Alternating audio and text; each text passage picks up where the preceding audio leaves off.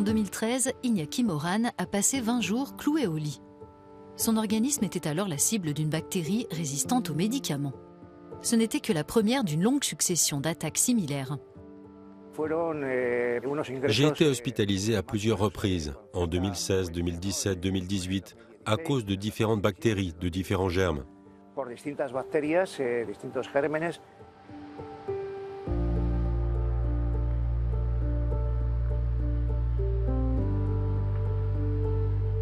Iñaki, 63 ans, souffre d'une bronchopneumopathie chronique obstructive ou BPCO. Il a également été traité pour des cancers du côlon et du poumon.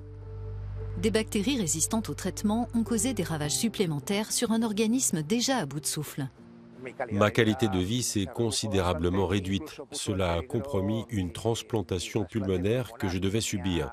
Quand les poumons sont infectés de manière permanente, comme c'était mon cas, la transplantation peut tout simplement être annulée. Finalement, j'ai eu de la chance, mes 2 poumons ont été transplantés. Le pire a été évité.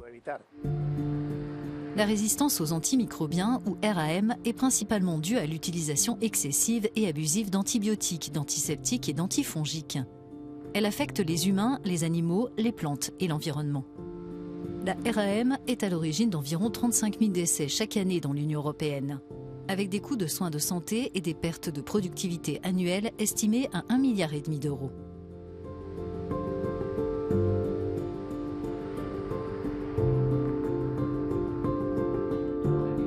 Des séminaires réguliers donnent l'opportunité aux patients, médecins, représentants du secteur pharmaceutique, chercheurs et décideurs politiques européens de discuter des mesures de prévention et de contrôle de ce qu'ils appellent une pandémie silencieuse. Les experts s'accordent à dire que la résistance antimicrobienne est l'une des 3 principales menaces sanitaires auxquelles l'Union est actuellement confrontée.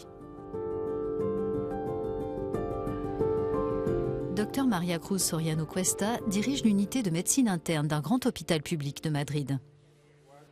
Des études épidémiologiques approfondies portant sur plus d'1 millier d'unités de soins intensifs montrent que sur un jour donné, plus de 50% des patients admis ont une infection active. Et la moitié de ces cas sont des infections contractées à l'hôpital. Il s'agit d'un problème très grave. Et malheureusement, dans les unités de soins intensifs, les infections sont souvent dues à des bactéries multirésistantes.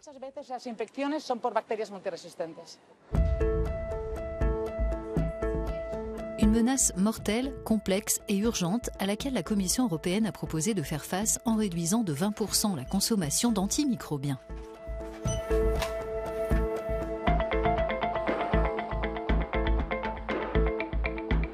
La Commission veut également encourager le développement de nouveaux antibiotiques, par exemple en accordant aux développeurs une année supplémentaire de protection réglementaire des données. Depuis les années 1980, aucun nouvel antimicrobien n'a été mis au point. Nous devions donc fournir des incitations fortes pour encourager leur développement. C'est ce que nous faisons en proposant des bons d'exclusivité transférables. Nous devons aussi promouvoir une utilisation prudente des antimicrobiens et lutter contre leur abus. En même temps, nous devons soutenir l'industrie pharmaceutique européenne pour qu'elle innove et que nous ayons de nouveaux produits sur le marché. La Fédération européenne des associations et industries pharmaceutiques indique de son côté être prête à jouer son rôle. En 2020, nous avons proposé un fonds d'1 milliard de dollars américains disponible jusqu'en 2030. Avec pour objectif de créer entre 2 et 4 nouveaux antibiotiques. Il s'agissait d'une sorte de fonds de transition destiné à aider les petites entreprises de biotechnologie qui jusqu'à présent n'avaient pas réussi à développer des antibiotiques. Mais il ne peut pas remplacer un système d'incitation adéquat. Et les patients de conclure que la sensibilisation du public est tout aussi importante.